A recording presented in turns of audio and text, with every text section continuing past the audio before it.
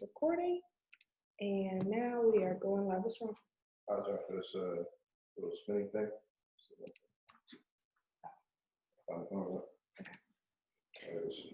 Okay. Hi, everyone. My name is LB Elm. I am the founder of the Culturist Union, and I am so elated to be hosting the Inner Circle with Sabrina Newby, Director of the Coastal Georgia Minority Chamber of Commerce. So a little bit about the Inner Circle. The Inner Circle is just conversations. It's myriad. We're talking about enterprise. We're talking about politics. We're talking about local news. Anything is on the table with the Inner Circle, and I'm so excited to be hosting the first episode where we will be interviewing Miss Sabrina Newby. So let's get into it. How are you? I am well. How are you? I'm good. You're G-O-O-D good. That's the good that you are. I am good. How'd you feel about yesterday? Well, before we get into your title and your resume and all the things, how did you feel about yesterday's virtual political forum? I thought something happened. Can you see me? Okay, there you go. I don't know what happened. What happened was I loved it. I love being able to talk with our political candidates, because I believe that we need to be in the middle of everything that is discussed as it pertains to us as a community. And I just loved it. I thought you did a wonderful job, and I thought Dr. Teray did a wonderful job, and I thought all of the candidates did an awesome, amazing job. And I just want to give you kudos too, because that yellow and red. That's not an easy job.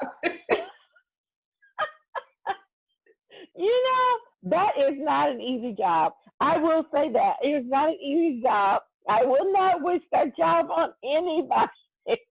But we managed. We had to have some flags in place and able to let people see a visual slow down and stop. So yeah, that red and black, that red and yellow, something else. I think people appreciated it though.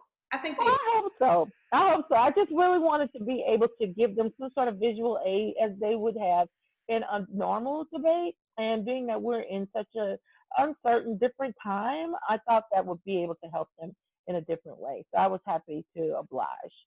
Okay. So, well, please list out your resume, because we need to give you your roses now, and people need to know who you are. Oh, well, goodness. Are we giving me roses?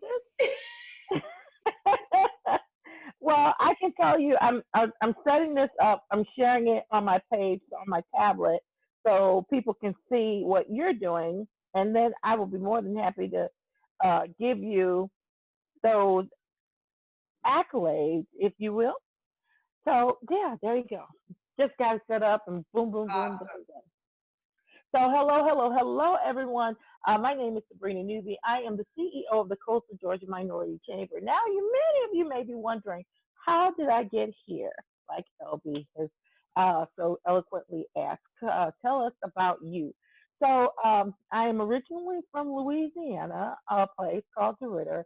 I come from a very large family, and I come from the place that I was born in is what you would call an underserved area. And I left there at the ripe old age of 25, and I migrated. I have lived literally all over the world, and I've had so many different experiences that taught me so many different things. And we ended up here in Liberty County, or the Coastal Georgia area, in 2001, and where we raised our boys. And then my husband retired. I was working for the DOD, left the DOD to start my own business. And I did. I ventured out on my own, and I started a company called Bougie Natural. And basically, it was a hair product and body line, and the one that I still do today. And we also have, I'm a perfumer. A lot of people don't know that. I'm a perfumer, and when I say that I'm a perfumer, people ask, "Are you saying oils? Do you make oils?" No, I actually make perfume. Is a staunch difference. I am a perfumer, and with that, I ended up becoming. I wanted to do something for minority businesses. I wanted to help minority business owners understand that anything is possible because I was never a perfumer. I was always a creative. So with that potential, it led me to a destiny or my purpose of creating perfume. So I wanted to give that back. And during the time that we owned our stores, then on Fridays I would invite minority business owners, politicians, anyone who had a platform to share back, and they could talk to their audience. And that kind of inspired me to just go a little bit further. And here we are, years later. I'm the CEO of the Coastal Georgia Minority Chamber. We started out in Liberty County, and now we operate within 14 outlining counties within the Coastal Georgia area, and we are expanding inland. So yeah, there we And are. aren't you, and I'm gonna probably butcher this, but aren't you the only minority chamber that has, what international status do you have? Okay. Yeah. So we have international partnerships, and we just recently got our international certification as a trademark, a service mark to provide services overseas. Look, so yeah, you deserve all your roses. Oh, All thank you your so roses. much. Thank you so much. So I guess today we're talking about women in business and what that looks Yeah. like. What that looks like to me is women like you, Elvie. To be honest, it looks like women like you, um, and younger women, and women of all backgrounds, all walks of life, but really women who really see the big picture. It's about each and every one of us. So that's what it looks like to me. What does it look like to you? So women in business to me looks like women who don't always get the opportunity to do what they want to do, having the courage to step out and share their talents with the world.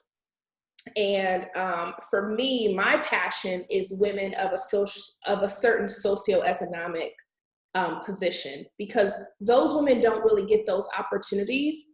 And I don't want those women to feel like the only type of business that they can be in is something that has to do with makeup or hair. Not to say that those Yeah. things aren't valid and vital and you can make a lot of money. Trust me, I know, because I get my hair done all Yeah. the time. But I want them to also know that they can expand their business regimen into a myriad of things. Like, who would think that a Black woman could be a director of a chamber? You know? So like, I think having role models and mentors like you where people can see, hey, I can do something other than the status quo. I totally agree. I totally agree. You know, coming from an area that I came from, which I'm very proud of my hometown. Don't get me wrong. I often talk about it all the time. But coming from a very rural, a very southern place where you are marked instantly as a statistic, and you defy the odds. That is true strength and true power. Uh, what I do believe that women who are potentially powerful aren't given is that notoriety at the very beginning of their business life, and say, and where someone is basically imparting in them that you can overcome the odds, you know. And I think that we miss that. So we there we are limited, and we go into business with a limited mindset. So whenever we see women like me, or when I see women like you, or I see women like Michelle Obama or Oprah Winfrey, we don't think of these people as anomalies anymore. And I do believe that we have to start at a very early age imparting these words. You can be anything that you want to be as Mhm. long as you believe it and you're willing to put in that work. Right. So what do you think women entrepreneurs need? Like the one thing that they need? Absolutely. The one thing that they need, I believe that they need mentors. I do believe that. I believe that.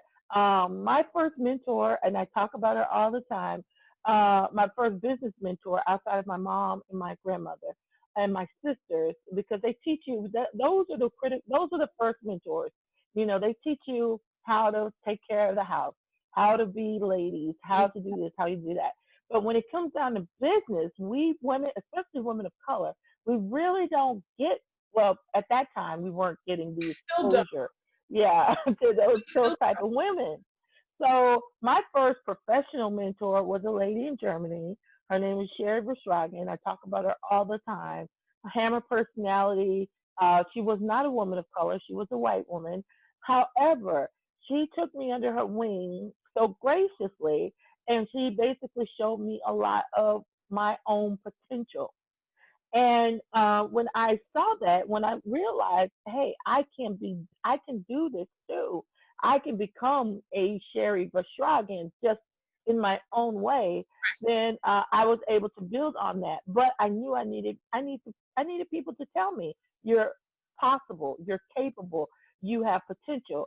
And most of the times I didn't find that. So I didn't find my next role model until I came to the States. That was my next role model. And then when I understood the value of a mentor, oh, I began to pick up mentors left and right from and all of them were older, all of them were willing to impart that you can do it attitude in me. And I just then understood, once that baton has been given, you pass it back. And I have been taking on those who I see who are really interested in building not just themselves but their communities. So I give back, but mentors definitely, definitely, I definitely. appreciate you. You're But welcome. you know what though, on a serious note, as a black woman, so obviously I'm a black woman. Mhm. I'm also a single mom and I've started this business and it's an unconventional business, right? It's a resource hub. So what exactly does that mean? People go, what exactly does that mean? How exactly are you, making money? What do you do?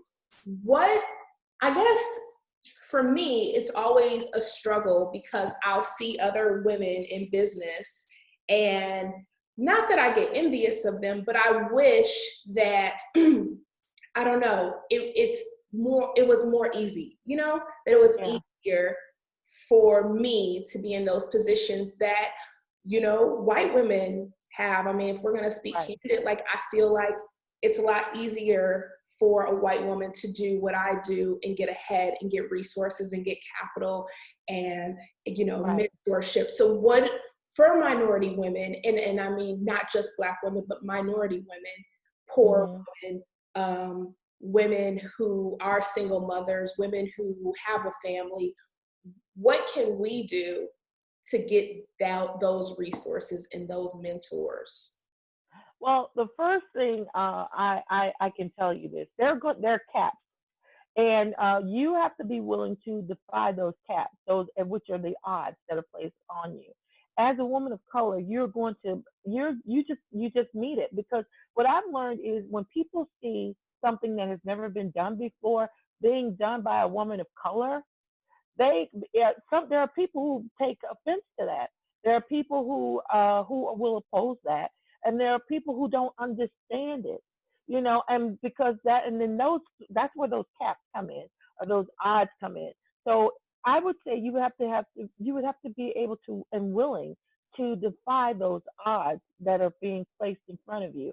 The naysayers, or as the younger people say, the haters. Haters. You have to be, yeah, because if you don't have that mindset, that strength of mind, and to pursue your goals, whatever those goals may be, you're never going to be able to get out of the gate. So the opportunities are there. We just have to be willing to fight for them.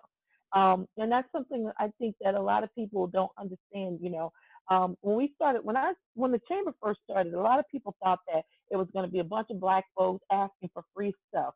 That's not what that is about. The chamber is about people of color and people of different genders, um, or sexual orientation or whatever, that are asking for a semblance of balance. Mm-hmm. That's what it's for. So, and I think a lot of times, if people don't like to change the narrative, Mm-hmm. and you have to be willing to change the narrative.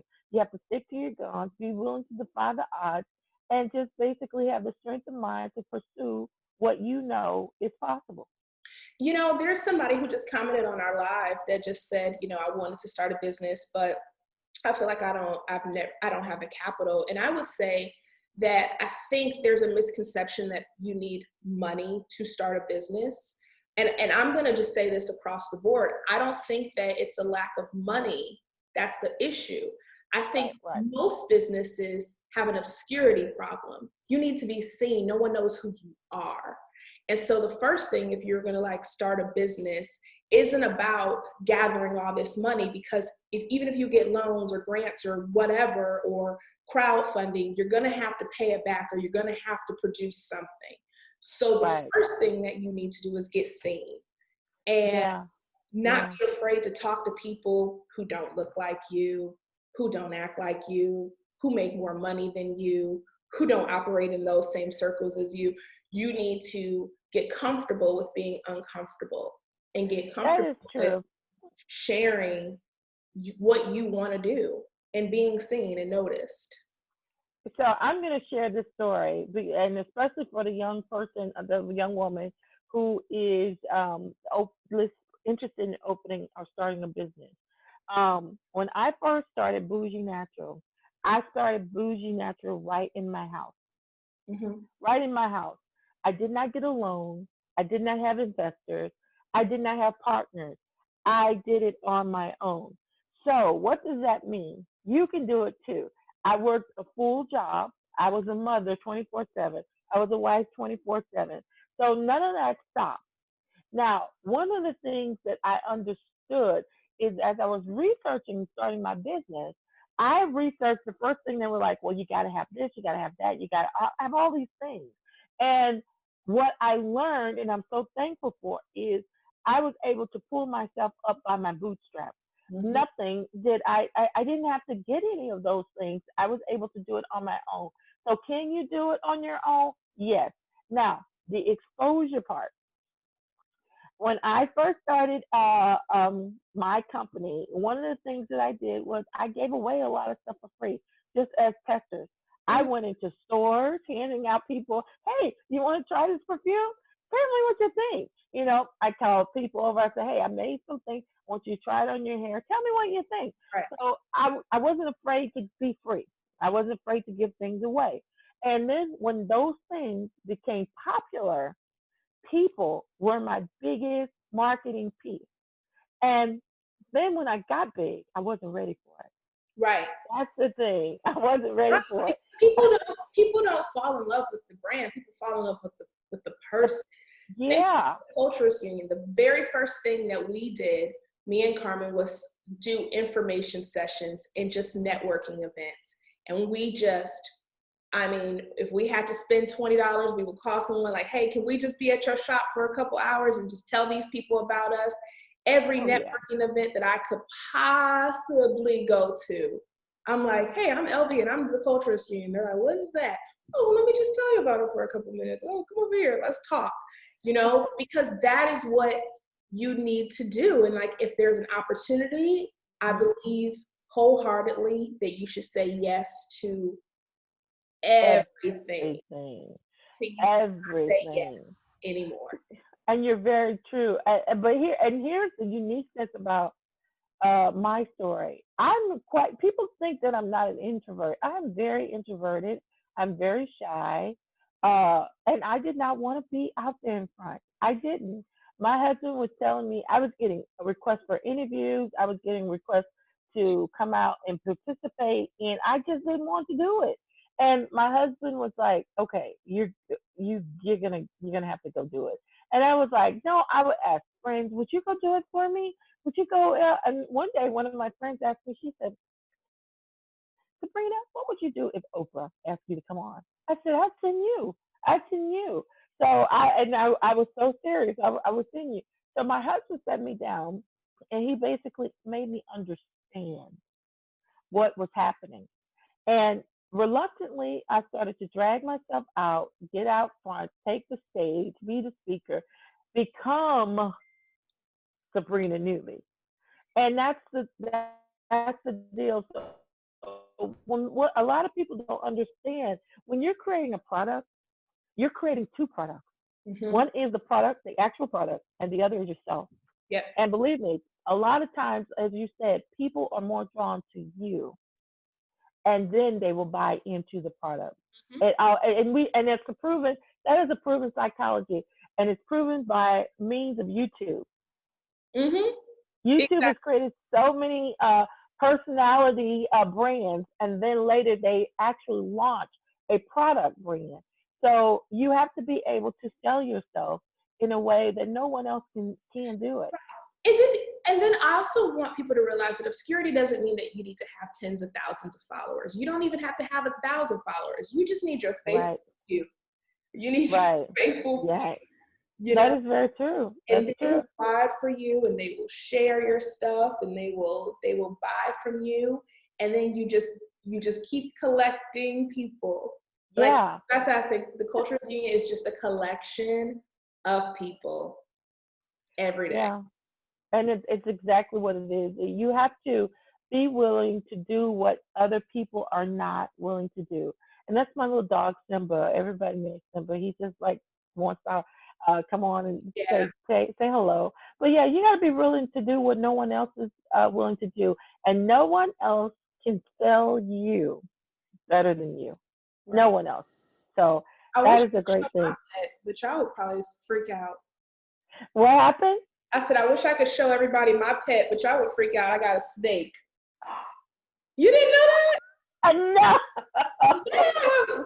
My son can trick me. Now I got this snake. What kind of snake is it? It's just a ball python. It's non-venomous. It's a little baby. It's in the room. Oh, Girl, I'm so glad you told me that because I will never come to no, your you house. can't. We're about to get rid of it though because I don't know. I be treating that snake so bad. I don't play with it. I don't do Well, nothing. I will remember when we were at Fort Campbell. I went to we had to find a braider, and as you as a military person, you Yeah. have to find someone that can do hair. So I was looking for a braider, and we go to this place where my husband is the guy works with my husband. His wife braids, and we get there, and we go in the house, and I'm like, I wasn't as receptive to animals as I am now, and so she tells me, "Come on in. I'm ready for my appointment." And I sit on the floor, and she's sitting on the sofa, and there's this big box like right next to me. No clue, no clue. So her friend comes in. He's like, "Yeah, where's whatever the snake thing was?" And she was like, "Oh, he's in the box." And I'm like thinking, what? What's in the box? And then she was like, she's like, I'm surprised he hasn't gotten out yet. So I'm thinking, oh, it's a kid in the box. Okay, maybe he just got in the box. So he comes over and he walks and he starts to pull out this big long python. I couldn't back up because I was sitting between her legs and she's braiding my hair. But I was trying to like skirt, like push back, and the guy looked at me. He said, "Are you afraid of snakes?" I said, "Yes." So he brings the snake toward me. Oh, we had a come to Jesus moment, and yeah, a real one. So I just after that, I never really could wrap myself, no pun intended, around the idea of having snakes. So I thought that at first, right? But then my son, like I said, he kept asking for a pet, asking for a pet. And I needed a really low maintenance pet because it's just me and him. I'm like, listen, I'm not taking care of no dog. I got this whole business I'm doing. I'm allergic to cats. I can't get my head around like cleaning out a fish tank every 3 days. I just need something really low maintenance. And so he was like, a snake, a snake. And I just did my research and it's pretty good. Like, I love it. I don't know. I love her. She's sweet. She's sweet. I know. I know. I'll just stick with Simba. I know. One day I'm gonna get me a dog though. I told Langston, I said once, that's my son's name. I said once everything settles down, then we'll get a dog. But Yeah, he's so low maintenance. He does his own thing. He has his own personality. So I mean, he's needy, of course, but that's okay. But yeah, I can't see myself with any sort of amphibious or reptilian type of animal. No, no. so what did you, okay, so going back to yesterday's political forum, there was something that they were talking about that kind of Hmm. made me think about women business owners. And I think, because I text you on the side, and I think they were talking about the, what is it, the MWBE. yep, MWBE. Hmm. First of all, personally, everyone talks about them. Everyone talks about them, talks about the resources, talks about the grants, talks about how the city, you can get contracts and things like that. Right. It is the worst thing I have ever personally tried to navigate, to where the first 10 minutes I'm like, oh, I guess it ain't for me. And I walk away. We talk, especially politicians, they seem to talk about something without actually talking about how people can actually get the access and the information or those Right. resources. It just seems like it's a fancy title and people say, oh, it's there, it's there, it's there. But how do Hmm. people actually get what is theirs, their right to? Well, that's a very good question. One of the things that I've learned about the NWBE program is that it has been abused over the years. Something that was so great that was put in place to help people who were disenfranchised has become something that has helped people who weren't. You know, and now that there are so many people who are unable to meet certain requirements to become a contractor. That has been it's just like it's really not a good look in regards to the program. Talk about for a But second. They have these requirements that the people who actually need this money or need these resources, these contracts, cannot get to. A lot of them, they have what, your credit score, your job history. You have to have certain certifications that cost way too much money or take way too much time to get. Like, I don't know how people access them, and what do we need to do about well, one of the things is I would definitely encourage going through the Georgia Department of Transportation to get your certifications. They will help you with all of your certifications from your DBE to your NWBE, and they help you for free. So that's the great thing about it. I know there are people who have businesses that it will help you do the paperwork, but for a person who has a limited amount of funds, that doesn't really help you with the process. So I would say start with the Georgia Department of Transportation. Become certified because that's important. You need to have those certifications.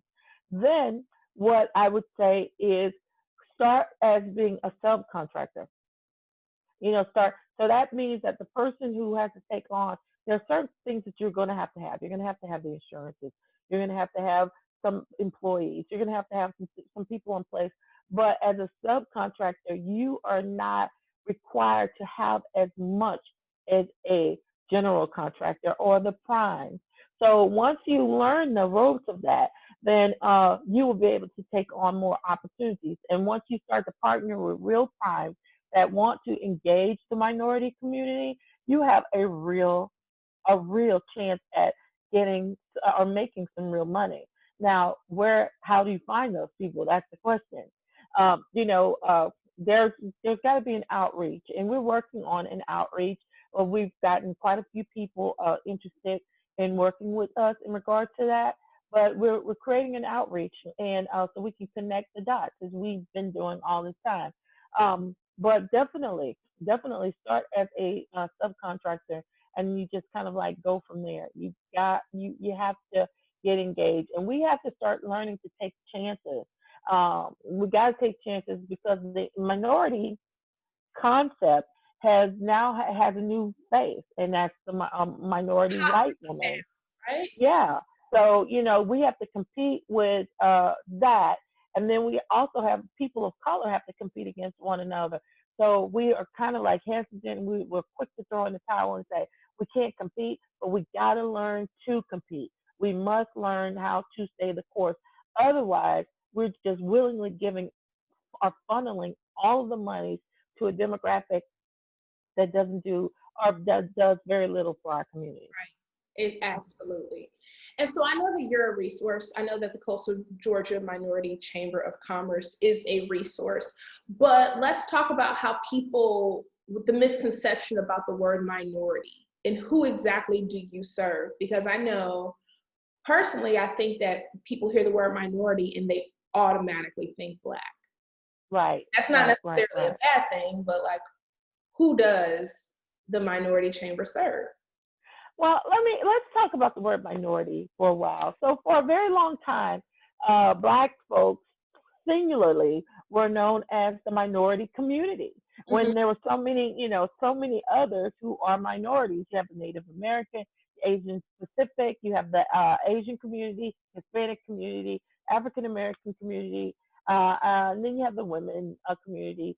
And you can attach a lot of other things to that too. L- LBGT. LGBTQ, yeah, LGBTQ, LGBTQ community.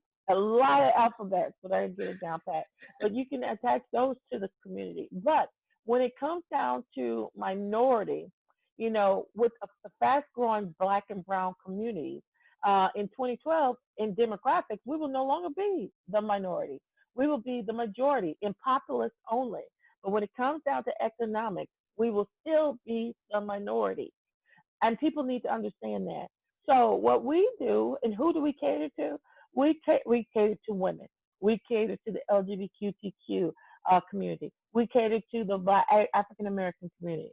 We cater to the Hispanic community, the Native American community, the Asian community, the Asian Pacific community. We cater to those communities. The vet community. We are the little guys. We are the little guys. Now, the controversy is now that white women have become the face of the minority campaign, people of color, and those ones that I just listed, they're concerned: are we going to be further pushed away from that minority concept that has been provided by the federal government? So the federal government has given us the details of who they consider minorities. So will we get a caption under for just for people of color? Well, do we really want that? That's the question we have to ask. Do we really want that? Because that further separates us. But does there need to be a defining moment between people who are truly in an underserved community? They really are lacking opportunities. They are lacking resources. They're lacking information. They're lacking financial opportunities or financial gains. Do we need to have a category specifically for those people? Yeah. And it needs to be more than just the underserved or underprivileged or anything like that. It needs to be, Underrepresented, yeah, all of those underrepresented. ambiguous words that mean Oh, absolutely yeah. nothing. That, any Joe Schmo, middle class white guy, middle class white woman can take advantage of because of the ambiguity of the word. And don't get me wrong, there are identifiers because there are women, white women that I know who I have friends that are business women who are struggling. They are Mhm. struggling in the cause. But if they were to, they have a greater opportunity at getting resources, jobs, from jobs to money, because they are not given these strict penalties or guidelines to getting a loan, to buying a house. We're facing a different opponent than what they're facing. So Absolutely. what we need is we do need an identifier, but we need because I think when people hear the words underserved, I think when people hear underrepresented, underprivileged, I think with this, who are you talking about? That's my first question. Well, who are these people? Where have they been? Because, that's how I see. But if you're saying, if you're blocking it off and say, well, the African American community the percentage of the African American community that makes $50,000 or less in a household. That's the demographic that I'm speaking of as the underserved. I think we need to be clear on that Right. because a lot of those people are small business owners. They're mom and pop, and they're not booming in regards to pushing a product or pushing food as a restaurant owner. They're not they're not given those same opportunities where we're flooding the gates. Now, and if they are, we may have only one or two of those type of businesses in a demographic of more than 200,000. Exactly. And then when you talk about another, like a double Black women or women of color women of color, period. Now we're talking about a percentage that's less than 1%, and so Exactly. I feel like there definitely needs to be some sort of indicator that helps curve that. And I think when we're talking about these demographics and we're asking for people to give us input as to how we can better categorize the underprivileged, the underrepresented, we need to ask people in that demographic. We need to work with people in that demographic because I have gone to meetings and I have talked to people who don't look like me about the underserved communities or communities that their agency is supposed to represent. And they looked at me as if I have 4 eyes and 10 heads. Like, oh, but we are doing our part. No, you're not doing your part because the money that you've given out, or you're giving it to 500K type of organizations that are bringing in millions of dollars at a time. Just because your CSR is to focus on that organization, those money doesn't necessarily mean that they come back into the minority business communities or to the minority community. Or the underserved community. So my thing is, well, as we start to put together this ball, because it's got to be working for everybody when we roll it out, when we put together this circle, we need to make sure that it's an ample amount of people. Number one, you have to meet certain qualifications. You need to be a business owner, and you need to have been a minority business owner for at least 5 years, and you have to have proof of that. You just can't go in speaking for LP. You can't just go and say, okay, I want to be on this, or because I am a leader or seen as a leader in some way, but I've never been a business owner. I've never had employees. I've never given up thousands of my dollars for an organization that still exists but still gets no representation or no new eyes. I need to make sure that these people are qualified to speak on what I'm about to unveil to the public. And that's a disservice that's happened within the minority community because we tend to put people in places that because we like them. I'm tired of that. Because I want popular. people. Yep. Yeah, because you're popular. No, if you cannot help me, if you cannot understand my plight, if you cannot say you have had at least a business for more than 5 years, if you can't say that, then I need somebody that I can talk to because you will not understand. I say that all the time. I'm really sick of surface level advice. As a business owner, when I go to a mentor, when I go to the SBA or wherever I go and I'm talking to someone, if you give me surface level advice, I'm walking out because you can't help me. I can find that on Google. I need you to be a real resource. A real resource. And then you can be a real resource. I mean, some people might say, well, I'm not look like you, but I grew up in a community like yours and I've given back. And that's fine. But I need you to be able to identify. So when I tell you this has been discriminatory or prejudicial towards me because I look like this, I want you to be able to say, I understand and I'm going to do something about it. Right. So that leads me to my next question. I know as a Black woman, it is hard. So I'm going to give a story before I ask this question. The other day I was talking to one of my friends and mentors, and we were talking about being our authentic selves in our business because like we said, people care about you and then they care about your brand. And so I said, I wanted to be more authentic in my messages, in what I post, in what I say. I want to speak to the community that I want to represent.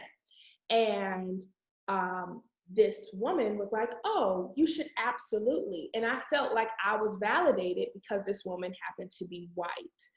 As a Black woman in business, how do you stay authentic without feeling like you're going to separate or segregate yourself from other people, men, white women, the elite, the rich? How do you feel like you can be your authentic self without, ostracizing yourself? I just be, because here's the thing, you're not going to please everybody. Everybody's not going to like you, but you can like yourself. And the only way that you like yourself is by looking yourself in a full length mirror and say, this is who I am. This is who I'm going to be today, tomorrow, next year, 10 years from now. If people like you, they're going to engage you. If people don't, they will never engage you, no matter what you do. You can give people all the kindness, all the love, and they may say, I don't like her, something about her. So, you know what? Be your authentic self, no matter who likes it or not. I think sometimes we do ourselves more harm by asking permission. What about you being the director of the Coastal Georgia Minority Chamber, because you have to represent so many different bodies? How do you keep your authentic voice without offending the people that you're representing? Well, that's taken a lot of years of practice, number one. And number two, I have some real strong mentors. There are some things that have been said to me in rooms where I am the only woman of color. There have been said that, and they're only woman of color. There could be men of color in that room, but there are things that have been said that I've had to eat up. Otherwise, I could have laid everybody out, you know. But who wants to do that? Because there are a lot of people who are betting on the fact that are hoping that you will come out of character. You Mm-hmm. know, I She'll be get back, stereotype. yeah, so they can stereotype. See, I told you she was that. What I do is I absorb it with a smile, and I go back and I'll call some of those mentors up on the phone. Dr. Teray can tell you he's seen me in some rare form, and they put me back the way I'm supposed to be, the way I'm intended to be, because those people that are in that room, they want to be your adversary. They want to prove them right. They want to be the people that say, I told you that this person was just common, or this person was going to last, or they want to be able to say that the odds that they bet against you are right and that they've won. You can't give them that privilege. So I have been in rooms with people who I've sat at the table and they have just flat out lied. I have had people call, lie on me. I have people write letters and CC me on the letter. Big lies, big lies. I'm writing a book, so all of this is going to come out in the book. But I just don't let stupidity and stupid, what I consider to be ignorance, sheer ignorance, take me away from my throne. I Yeah, don't allow that.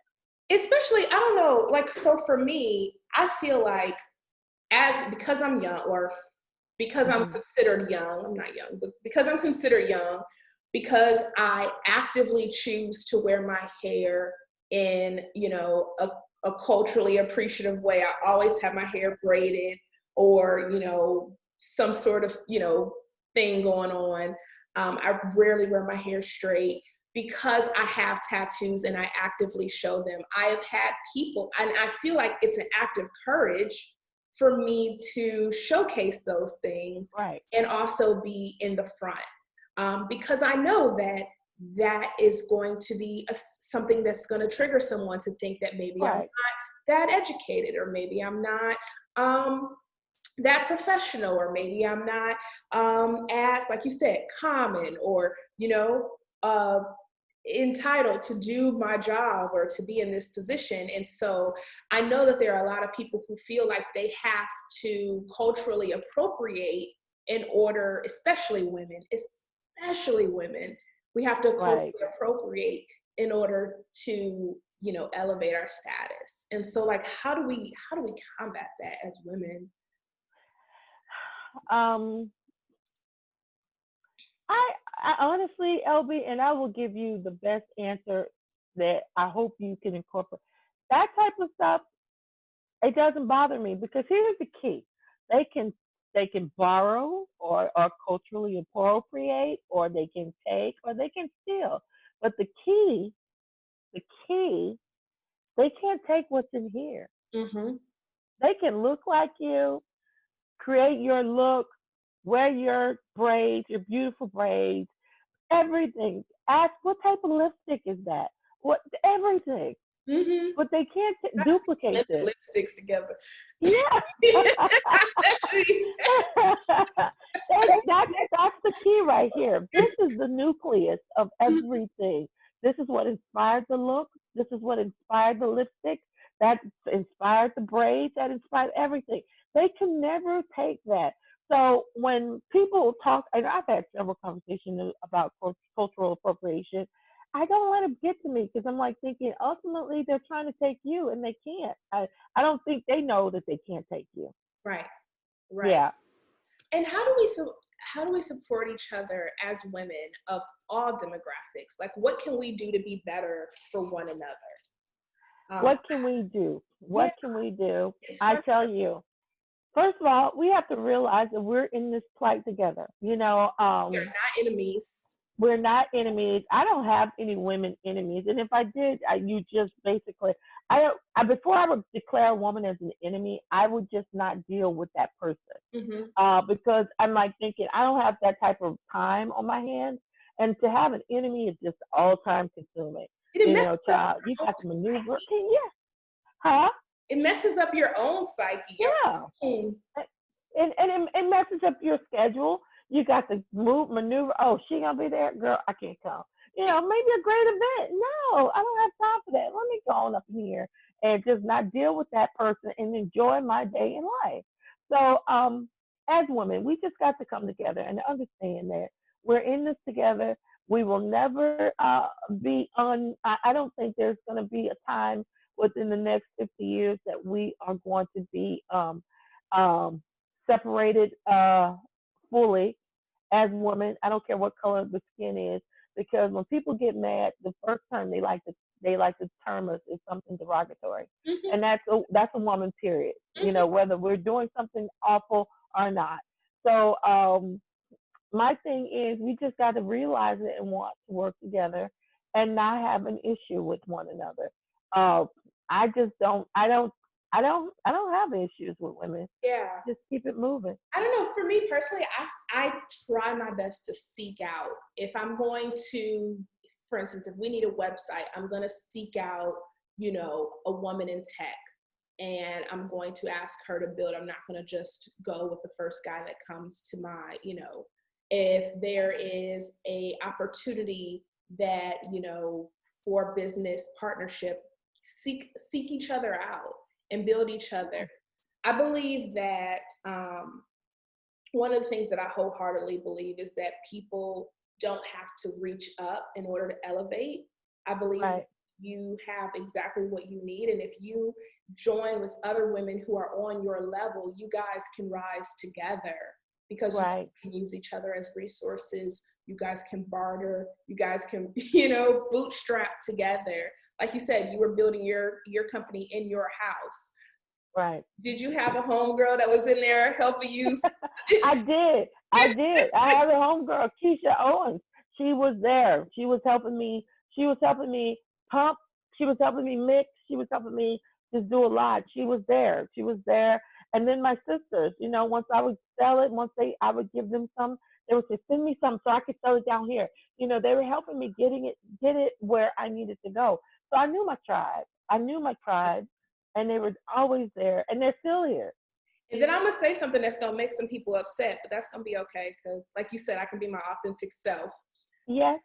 When it's your time to shine. But when it's not, move over and give the platform to someone else. Build someone up so you can move out the way. Because I'm so sick and tired of these ladies who don't realize when their light is it's time to go. Well, It's you know what? People don't like to let go of the limelight, and you know what? Just by stepping aside, because I realize when whether it's my time, my light is dimmed, or whether it's just me wanting to step aside, I understand the importance of that. And you're absolutely right. I've never seen. I hate when women go at each other. I really do. I hate that. I'm like, why? What's the purpose of that? I'm not your enemy, you know. And by me stepping to the side and pulling LB and say, LB, it is your time. I want you to take this baton and I want you to twirl it all around and just make me proud. I want you to do that and understand I'm here to help you, not hurt you. You know, and understanding that Elby were like, you know, I always think about Oprah and Maya Angelou. You know, she always talks about Maya. She always talked about how she influenced her life. She was her second mom. She was this, she was that. You know, she spent more time with her on in public and in private, I do believe, and she did her own mother. And I get that, I understand that. But Maya helped her. She helped her understand it's your time. So there are people who don't understand it's their time. Their time is up simply because they've never had the type of attention that people give to I would say stars, and your star, they give to people at this time and age. It was a totally different time. So once they get the limelight, they don't want to let it go. But just because you're stepping aside, that doesn't mean that you're forgotten or that you will be forgotten. right. And I totally understand. It's just you got to realize when time is up. Well, you're still shining bright, and I appreciate you for being Well, my. thank you. But my actually my I'm willing to step aside. I'm stepping aside. People don't know this, but I am stepping aside because so for the last few years we've been doing the Facebook show called The Inner Circle, and it's been very popular. It's very fun. I've been hosting a lot of platforms. I've been doing a lot with that because I believe that it's important to communicate on behalf of those who are the voiceless. And I've really had a great time doing it. But I'm stepping aside. I'm stepping aside, and I'm going to let Miss LBM come in and take the helm as the new host of the Inner Circle. And I am so excited because I've been looking for someone like you for a very long time, who is dedicated, who is focused, who is articulate, who understands that the mission is more about the people themselves. And I'm just so excited about that. So every Tuesday and Thursday, you guys, you will be getting LBM. And you know that name is like that name was made for a stage. LBM. You will be getting her every Tuesday and Thursday at 1 o'clock, starting this Thursday, and as the host, the new host of the Inner Circle. So we'll be putting out that message today. So welcome, LB. Thank you. I'm really excited. I really am, and it's an honor. And I hope that I exceed your expectations. I hope your expectations are low, so that way I can exceed them. You've already in so many ways, and I'm just really proud of you. I'm proud of your dedication. I'm proud of you as a young woman. I'm just really, really proud, and I just know your future is so bright. It burns my eyes, and you are going to do marvelous things. You and Miss Carmen, if she's I watching. know. She's in New Orleans. Hopefully, we can convince her to move up here so she can get into the mix. But yeah, get into the mix. Hey, you gave me an idea. A new show for young people. Okay. Get into the mix. Get into the mix. Get into the mix. I like it. But right. I'm really looking forward to everything that you're bringing to the table. No, I appreciate it, and I really am excited. So, what last words before we let the people get back to their day? Well, thank you for taking an interest in what we do, how we do it, and just my opinion of it. I really appreciate it. I appreciate everything that you do in regards to what your voice is lending to the resources that are the future resources. So I really appreciate you. And thank your audience for having me on. I enjoy coming on, talking to young people, especially young women, in how they can overcome adversity. And I'm really appreciative of what's about to ensue with you. No, the honor is all mine. I really do think that candor is important. I think that information is important. I think we do need to share each other's stories, especially like we hear all these stories. You know, we hear the story about Oprah, we hear the story about, you know, Michelle Obama. We need to hear the story about Sabrina Newby because she is doing big things for our community, Oh right? my Like, gosh. let's get down to, you know, let's get down to the local level where real impact and change is happening. So thank you. Thanks everyone. Like Sabrina said, we will be doing this every Tuesday and every Thursday at 1 p.m. and we will talk to you soon.